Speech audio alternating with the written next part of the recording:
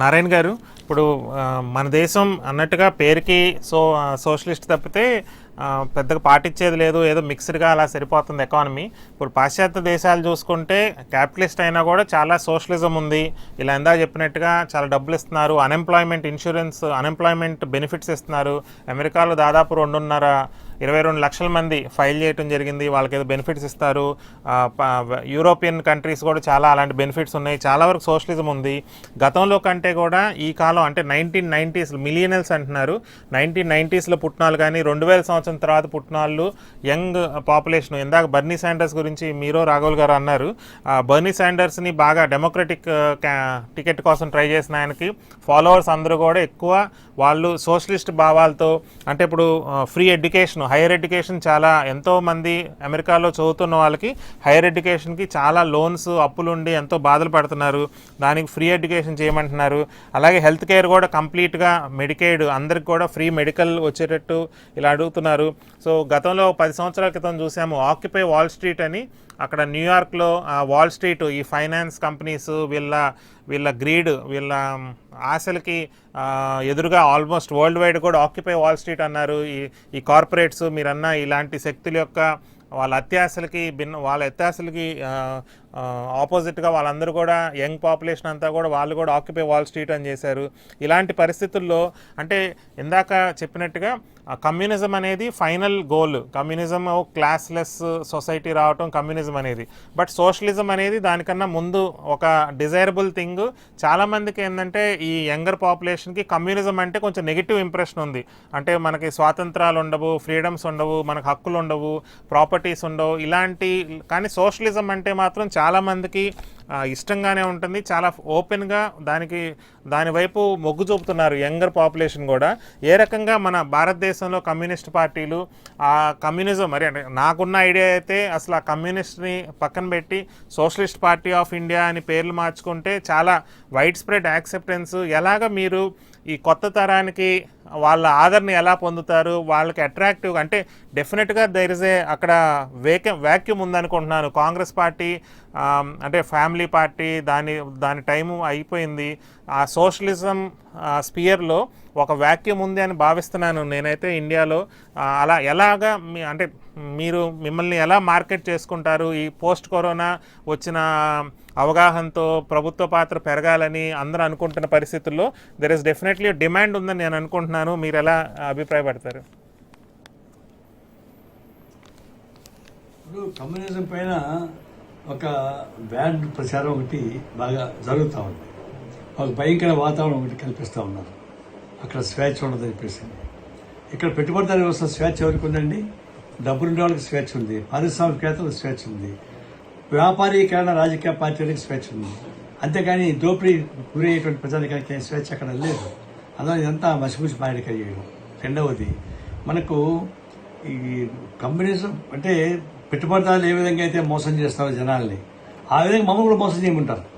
కమ్యూనిజాన్ని గురించి పక్కన పడేసి సోషల్ పక్కన పెట్టుకొని చేయమంటే, ఇప్పుడు ఒక నినాదం ఇచ్చే వెనుక నిజమైన అర్థం ప్రజలు తెలుసుకున్నంత కాలం మోసపోతూనే ఉంటారు.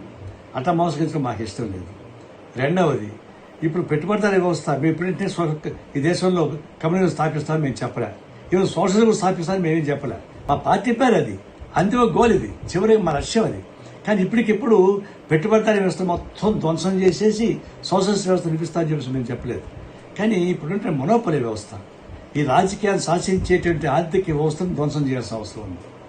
పేద ప్రజానీకానికి పోనీయకుండా ఆగేటువంటి దాన్ని ధ్వంసం చేయాల్సిన అవసరం ఉంది. ఇప్పుడు నిన్నగాక మొన్న రాజకీయాలకు వచ్చిన వాళ్ళకి కానీ, నిన్నగాక మొన్న కార్పొరేట్ కంపెనీస్ వచ్చిన వాళ్ళకి కానీ లక్షల కోట్ల రూపాయలు చేరిపోతా ఉన్నాయి. మన బ్యాలెన్స్ ఎట్టపోతా ఉంది, ఇన్కమ్ ప్రజానీకానికి దారిద్ర్యం పెరుగుతూ ఉంది, కొంతమంది సంపన్నులు పెరుగుతూ ఉన్నారు. అంటే మనకు వచ్చిన ఆర్థిక ఫలితాలు సకాల పద్ధతిలో పంపిణీ చేయడం వైఫల్యం చెందుతా ఉన్నాం. అది సకాల పద్ధతులు వచ్చేటువంటి ఏర్పాటు చేయాలి. అందువల్ల కొత్త పెట్టుబడిదారులకి, భూస్వాములకి వ్యతిరేకంగా అందరినీ కలిసి వచ్చే వాళ్ళని కలుపుకొని ఒక డెమోక్రటిక్ మూమెంట్ నిర్మిద్దాం అనుకుంటున్నాం. అందుకే మేము పార్లమెంట్ ప్రజాస్వామ్యం నమ్ముతున్నాం. ఇప్పుడు పార్లమెంట్ ప్రజాస్వామ్యం మేము పనిచేసే పని లేదు వాస్తవానికి. కానీ భారతదేశం పరిస్థితిని దృష్టిలో పెట్టుకొని పార్లమెంటరీ ప్రజాస్వామ్యం పనిచేస్తూ ఉద్యమాలు నిర్మించుకుంటూ బలోపేతమైన ఉద్యమం నిర్మించడానికి వెళ్తున్నాం తప్ప ఒకసారి మేము కమ్యూనిటీకి వెళ్తామని మేము చెప్పలేదు. ఇప్పుడు ఏమైంది, సమస్య వచ్చింది కరెక్టే. నేను చెప్పిన దానిలో ఒకటి నేను ఒప్పుకుంటున్నా. కమ్యూనిజం, మార్క్సిజం, లెనినిజం అంటే కమ్యూనిస్ట్ సిద్ధాంతాలు దీన్ని మక్కిగా అమలు చేసేటువంటి క్రమం కాకుండా, మక్కిగా జనం చెప్పేది కాకుండా, భారతదేశంలోని ఆర్థిక పరిస్థితులు, సాంఘిక పరిస్థితులు, రాజకీయ పరిస్థితులు దానికి ప్రత్యామ్నాయంగా మేము చేయాల్సిన పనుల్లో అనేక సడలింపులు చేయాల్సిన అవసరం ఉంది. సడలింపు అంటే మౌలిక సిద్ధాంతాన్ని మేము మార్చం, కానీ దాన్ని ప్రచారం చేసే పద్ధతుల్లో, ప్రజానీకాన్ని తీసుకెళ్లే పద్ధతుల్లో, ప్రజల యొక్క అనుకూలమైన పద్ధతుల్లో మన విధానాన్ని తీసుకెళ్లాలా, మన కార్యక్రమాలను రూపొందించుకోవాలా. పడికట్టిన పదాలతో కాకుండా, కాలం చెందిన సిద్ధాంతాలతో కాకుండా. కాలం మారిపోతా ఉంది. ఒకప్పుడు సెల్ ఫోన్లు అంటే ఇష్టం లేదు, ఇప్పుడు సెల్ ఫోన్ లేని మనుషులు బతకడం లేదు. ఆటోమేషన్ వ్యతిరేకం, ఇప్పుడు ఆటోమేషన్ అక్కడ ఉండడం లేదు. అంటే పరిస్థితులు, ఆర్థిక, రాజకీయ, సాంఘిక పరిస్థితులు మారే కొద్దీ మీ కంపెనీ మార్చాన్ని దానికి అనుకూల పద్ధతుల్లో అనునయించుకుంటూ ప్రజానీకాన్ని సమీకరించే ఏర్పాటు ఒకటి జరగాలి. దానిలో మాకున్నటువంటి పడికట్టు సాంప్రదాయ పద్ధతుల నుంచి కొంత వెసులుబాటు తీసుకోవాల్సిన అవసరం అనిపిస్తుంది నా అభిప్రాయం. అది పార్టీ పూర్తిగా ఏకీపోవచ్చు వేరు. అయితే దీన్ని ప్రజానీకాన్ని అంటే మెజారిటీ ప్రజానీకానికి అనుకూలమైన సిద్ధాంతాలు మావి. మరి అయితే ఆ సిద్ధాంతాలు తీసుకెళ్లి కింద చెప్పడంలో 2 రకాల వైఫల్యం చెప్తున్నాం. ఒకటి, మా శక్తి సరిపోవడం లేదు. ప్రచార సాధనాలు మొత్తం పెట్టుబడిదారు వస్తున్నాయి. 80-90% ప్రచార సాధనాలు మొత్తం మొనోపొలి చేతుల్లో ఉన్నాయి. తర్వాత పత్రికలు అట్లే ఉన్నాయి.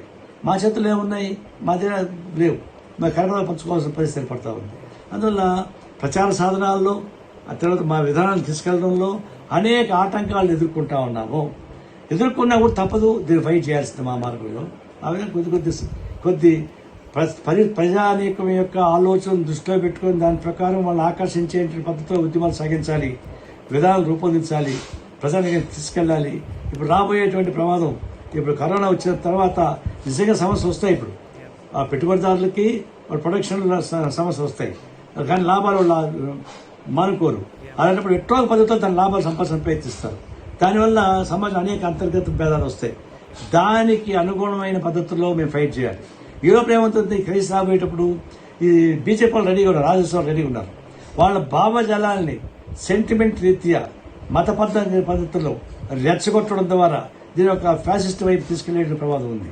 వాళ్ళు కొంచెం అటువైపు పెంచి ఉన్నారు. కార్మిక వర్గ పక్షపాతంగా మేము చేయాల్సింది ఏంటి, ఆ ప్రమాదం నుంచి ఎదుర్కొని బయటపడడానికి, ప్రజాన్ని కాపాడడానికి ఉపయోగపడే ఎత్తుగడలు మేము వేయాల్సింది. అందువల్ల గురుతర బాధ్యత, కడవల తర్వాత వామపక్ష పార్టీలకి చాలా గురుతర బాధ్యత ఉంది.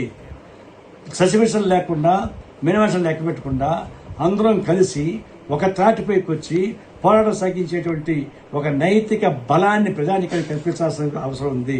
విశ్వాసం కల్పిస్తే ప్రజానికి ఆటోమేటిక్ వస్తారు. మీ విశ్వాసం కల్పించలేకుండా పోవడం అంతా సమస్య. 36 జెండాలు ఉన్నాయి, ఎర్ర జెండాలు. ఇన్ని ఎర్ర జెండాలు ఉండాల్సిన పని లేదు. అన్నీ కలిపి పోరాటంలో ప్రజానీకానికి ఒక విశ్వాసం కల్పించేది పద్ధతుల్లో మేము కార్యక్రమం రూపొందించుకోవాల్సిన అవసరం ఉంది. ఆ విధంగా చేయగలిగితే ఆ ప్రజానీకం మన పక్క వచ్చే అవకాశం ఉంది. లేకపోతే ఫ్యాసిస్ట్ ప్రమాదం కొట్టుకుపోయే ప్రమాదం ఉంది. రాఘవుల్ గారు, సేమ్ క్వశ్చన్ మీకు కూడా. అంటే పర్సనల్ ప్రాపర్టీ ఇందాక చెప్పినట్టుగా డిఫరెన్సెస్లో కమ్యూనిజంకి సోషలిజంకి ఏంటంటే మెయిన్ పర్సనల్ ప్రాపర్టీని సోషలిజం అనుమతిస్తుంది, కమ్యూనిజం ఏమి అనుమతించదు.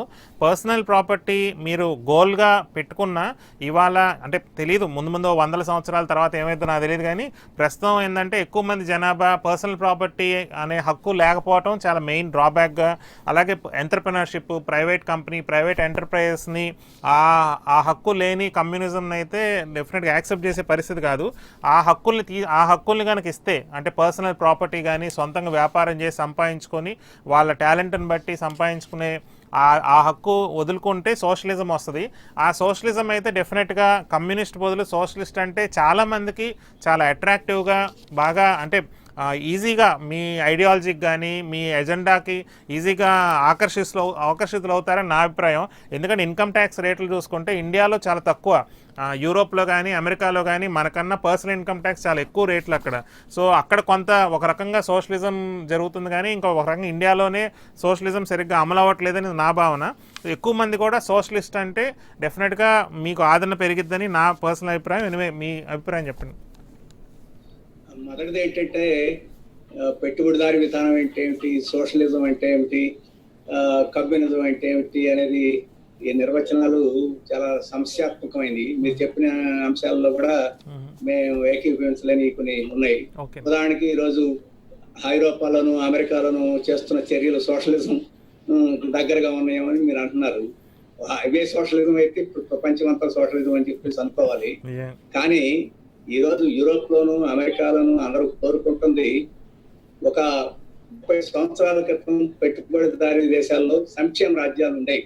రెండో ప్రపంచ యుద్ధం తర్వాత ఇటు సోవియట్ యూనియన్ లో లెనిన్ నాయకత్వాన్ని రష్యాలో విప్లవం వచ్చిన తర్వాత మొదటి ప్రపంచ యుద్ధం, రెండో ప్రపంచ యుద్ధం తర్వాత చైనా ఇటువంటి చోట్ల సోషలిజం వచ్చిన తర్వాత పెట్టుబడిదారీ దేశాల్లో భయపడిపోయారు.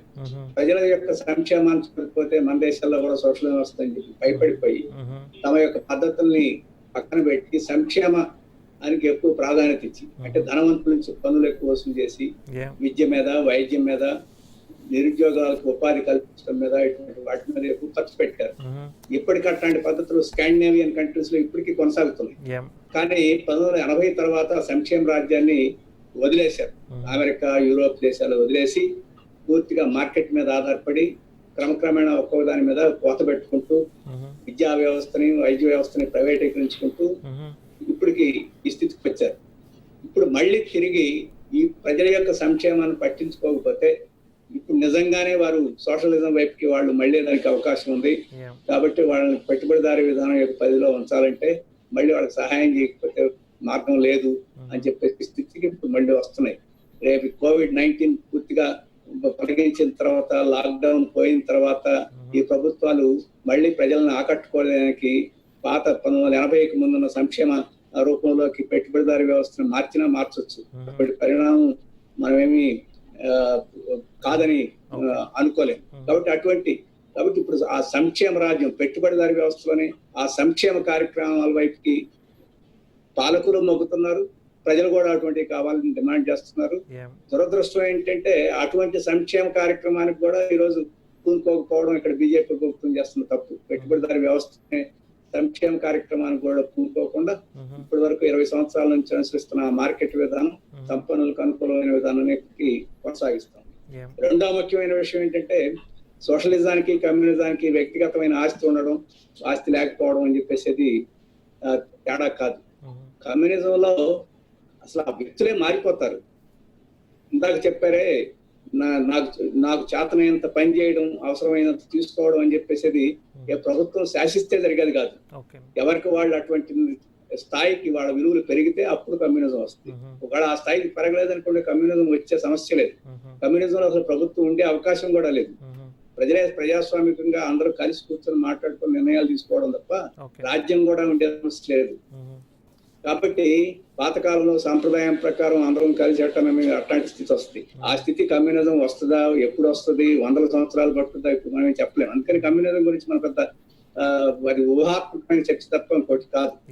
వ్యక్తిగతమైన ఆస్తి అంటే నీకు ఒక ఇల్లు, ఒక షర్టు, చెప్పులు తప్ప అటువంటి వ్యక్తిగత ఆస్తులు అంటే అన్ని చోట్ల ఉంటాయి. కానీ ఆస్తి అని చెప్పంటే ఇంకొకరి శ్రమికుని ఉపయోగించుకొని, శ్రమ చేయించుకొని అతను సృష్టి చేసే సంపదను కొల్లగొట్టడాన్ని ఆస్తి అని చెప్పండి. అన్నింటినీ ఆస్తులు అని చెప్పేసాను. అందుకని సోషలిజంలో అటు ఆస్తి క్రమక్రమేణా తగ్గిపోతుంది. వ్యక్తిగతమైన సంపద, వ్యక్తిగతమైన వినియోగ వస్తువులు అవన్నీ పెట్టుబడిదారీ విధానంలో ఉంటాయి, సోషలిజంలో ఉంటాయి. కాబట్టి ఆ చర్చ ఇంకో రకమైన చర్చ. మీరు మన దేశం గురించి కమ్యూనిస్ట్ పార్టీలు ఇక్కడ పరిస్థితి గురించి అడిగారు. ఇక్కడ సోషలిజాన్ని మనం తేవడానికి, ప్రజలను ఆకర్షించడానికి మనం మార్కెట్ ఎలా చేసుకోవాలో కమ్యూనిస్ట్ పార్టీని ఇప్పుడు మార్కెట్ చేసుకునే ఈ రోజు మార్కెట్ పద్ధతిని అనుసరించే పెట్టుబడిదారీ వ్యవస్థ ఈ రోజు ఈ స్థితికి వచ్చింది. మేము కూడా కమ్యూనిస్ట్ పార్టీలను మార్కెట్ చేసే పరిస్థితికి వచ్చి కమ్యూనిస్ట్ పార్టీలు ఉన్నా ఒకటే, లేకపోయినా ఒకటే పరిస్థితి. అందుకని మేము ఈ రోజు భారతదేశంలో ప్రజల కోసం ఏం చేయాలి అని చెప్పేసి, అధికారంలో ఎలా కూర్చోవాలని చెప్పేసి అది రెండో విషయం. ప్రజలకు ఏం చేయాలి ఈ రోజు భారతదేశంలో తక్షణం సోషలిజం నిర్మించడం ముందుకు రాల అజెండా. కనీసం మన దేశంలో లౌకిక తత్వాన్ని కూడా మనం రక్షించుకొని, లౌకిక రాజ్యాన్ని కూడా రక్షించుకోలేకపోతే సోషలిజం గురించి ఆలోచిస్తుంటే అర్థమే ఉంది. దేశంలో ఉన్న ప్రజాస్వామ్యాన్ని, ప్రాథమిక హక్కుల్ని మనం రక్షించుకోలేకపోతే మనం ఇంకా సోషలిజం గురించి ఆలోచించడంలో అర్థం ఉండదు. ఈ దేశంలో ఉండే ఇప్పటి వరకు ఉన్న ప్రభుత్వ రంగాన్ని, ప్రభుత్వ విద్యా వ్యవస్థని, ప్రభుత్వ ఆరోగ్య వ్యవస్థని, ఇటువంటి వ్యవస్థలనైనా కాపాడుకొని ఈ పెట్టుబడిదారీ విధానంలోనే మనం చేయలేని స్థితిలో ఉంటే సోషలిజం గురించి ఆలోచించడంలో అర్థం లేదు. అందుకని మేము ప్రస్తుతానికి కమ్యూనిస్ట్ పార్టీలు ఈ రోజు లౌకిక వ్యవస్థను రక్షించడం ఎట్లా, ప్రజాస్వామిక వ్యవస్థ ఇంకా పూర్తిగా నాశనం కాకుండా ఎట్లా, అలాగే ఇప్పుడున్న సంక్షేమ కార్యక్రమాలని సంక్షేమ వ్యవస్థని రక్షించుకోవడం ఎట్లా అనేది ప్రధానమైన అంశంగా ఈ మెట్లు ఎక్కితే ఆ తర్వాత పై మెట్లు ఎక్కువ. ఈ మెట్లే ఎక్కలేని ఈ మెట్లనే మనం నిలబెట్టుకొని సాధించుకోలేకపోతే సోషలిజం గురించి ఆలోచించడం అని చెప్పేసి అది మనకు దూరపు ఆశ అవుతుందని చెప్పేసి మేము రాహుల్ గారు కమ్యూనిస్ట్ పార్టీ చిన్న క్లారిటీ అండి.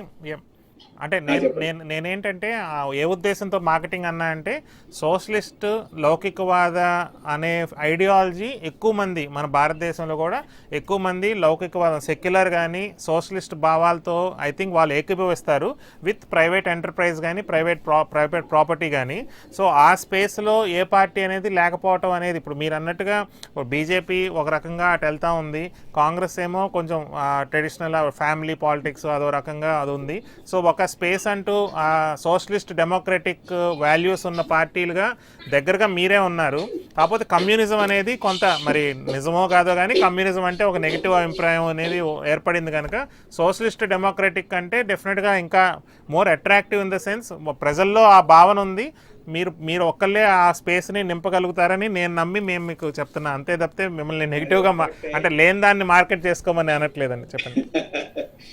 నేను చెప్పే పాయింట్ ఏంటంటే ఈరోజు భారతదేశంలో సోషలిస్ట్ శక్తుల్ని ముందుకు తీసుకురావాలి, దాన్ని ఆదరించాలని చెప్పేసి కరెక్టే.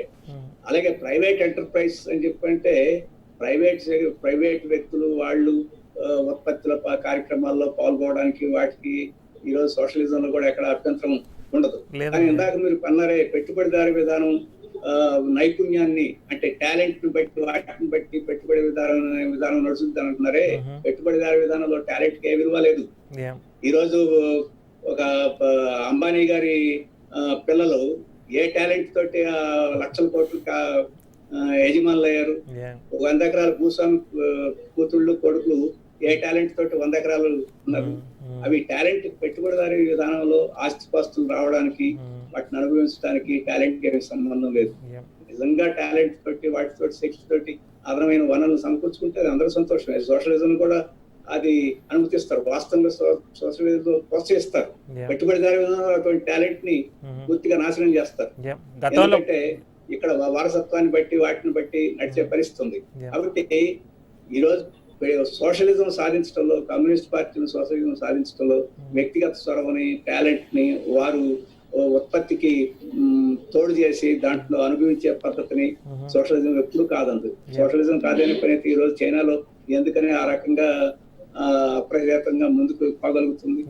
లెనిన్ కాలంలో న్యూ ఎకనామిక్ పాలసీ అని చెప్పేసి ప్రవేశపెట్టి ఆ రోజు ఈ బాగా ప్రోత్సాహం చేసి ఉత్పత్తిలో పాల్గొనేదానికి చాలా మందిని ప్రోత్సాహం చేసి లెనిన్ కూడా ఆ రకంగా ప్రోత్సాహం చేయకుండా ఉండే సమస్య లేదు.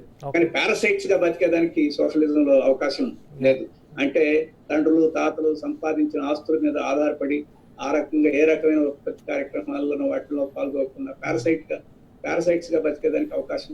అది పెట్టుబడిదారీ వ్యవస్థ కూడా చాలా దేశాలు అనుమతించడంలా. ఇప్పుడు వారసత్వం యొక్క ఆస్తుల మీద విపరీతమైన పన్నులేసి వెల్త్ ట్యాక్స్ ఉందండి, ఇంకొక వారసుడికి అది ఇచ్చేదానికి అవకాశం లేకుండా పెట్టుబడిదారీ వ్యవస్థ ఆ రకంగా చేస్తుంది. కాబట్టి సోషలిజంలో అటువంటి దాన్ని మనం ఏమి ప్రోత్సహించాం. అది కావాలని చెప్పేసి కోరుకొని కూడా కోరుకోం. కానీ ఖచ్చితంగా వ్యక్తులుగా ఉత్పత్తిలో పాల్గొనడానికి, అదనంగా ఉత్పత్తి చేయడానికి, దాన్ని సొంతగా వినియోగించుకోవడానికి, మళ్ళీ తిరిగి పెట్టుబడి పెట్టడానికి వాటన్నిటి సోషలిజంలో ఎప్పుడు అవకాశాలు ఉన్నాయి చెప్పడం కాదు. ఇప్పటి వరకు సోషలిజం నిర్మిస్తున్న దేశాలన్నింటిలోనూ వాటికి అవకాశాలు కొనసాగుతున్నాయి. కానీ విమర్శ ఏమిటంటే ఏకపార్టీ ప్రభుత్వాలు ఇప్పటిదాకా సోషలిస్ట్ దేశాల్లో ఉన్నాయి. ఏకపార్టీ ప్రభుత్వాలు కాకుండా బహుళ పార్టీల వ్యవస్థలు ఆ రకమైన రూల్ ఆఫ్ లా ఇటువంటి వాటిలో మెరుగులు చేయాలని చెప్పేసి విమర్శలు ఉన్నాయి. వాటిలో విమర్శలు కరెక్ట్ అయినవి. వాటన్నిటిని ఖచ్చితంగా సర్దుబాటు చేసుకొని ఇంకా మెరుగు చేసుకొని ముందుకి పోవాల్సి ఉంటుంది. అటువంటి దాంట్లో భారతదేశంలో కమ్యూనిస్ట్ పార్టీ ఇప్పటికే స్పష్టంగా చెప్పింది, భారతదేశంలో సోషలిజం రాబోయే కాలంలో ఈ కమ్యూనిస్ట్ పార్టీని ఏ కమ్యూనిస్ట్ పార్టీ ఆధ్వర్యంలో ఈ సోషలిజం వచ్చినా ఇప్పుడున్న ప్రజాస్వామిక అవకాశాలను ఇలాగే ఉంచుతూ వాటిని మెరుగు చేస్తూ అభివృద్ధి చేస్తాం. ఇప్పుడున్న బహుళ పార్టీల వ్యవస్థ కొనసాగి ఇప్పుడు ఈ డబ్బు ప్రమేయాన్ని ఆ రకంగా వక్రీకరించే అవకాశాలని, ప్రజల యొక్క మనోభావాలకు భిన్నంగా ప్రలోభాలను పెట్టి ఎన్నికల్ని బలహీనం చేసి ఇట్లాంటి వాటన్నిటిని సంస్కరించి నిజమైన ప్రజాస్వామ్య పద్ధతిలో ఎన్నికలు ముందుకు పోవాలని చెప్పేసి పద్ధతిలో ఇక్కడ పార్టీలు చెప్తున్నాయి. ఆ రకంగా అనుభవం నుంచి నేర్చుకొని కూడా ముందుకు పోతున్నాయి. ఓకే అండి. అంటే నా అభిప్రాయం ఏంటంటే ఆ కమ్యూనిజం లేకుండా సోషలిజం ఉంటే బాగా బలపడతారు, అనుకున్నవి కొన్నీ సాధించగలుగుతారు అనేది నా పర్సనల్ అభిప్రాయం. ఎనివే సమస్య ఏంటంటే కమ్యూనిజం అనేది ఊహ ఇప్పటి వరకు ఎక్కడ చూడలేదు, ఎక్కడ అమలు లేదు, పలానా జరిగిందని కూడా చెప్పలేదు. ఎక్కడ ప్రపంచంలో కమ్యూనిజం అని ఆచరణలో కూడా రాలా. అందుకని దాని గురించి భయపడటంలోనూ లేకపోతే దాని గురించి ఊహించడంలో కూడా లేదు. కమ్యూనిస్ట్ పార్టీలు కూడా చెప్పలేవు కమ్యూనిజం ఎట్లా ఉంటదని. ఇందాక చెప్పిన 2 మాటలే చెప్పగలవు ఏ కమ్యూనిస్ట్ పార్టీని అడిగినా. ఓకే నారాయణ గారు, నారాయణ గారు మీరు చెప్పండి. పార్టీ మార్చబడుతున్నాయి పేరు.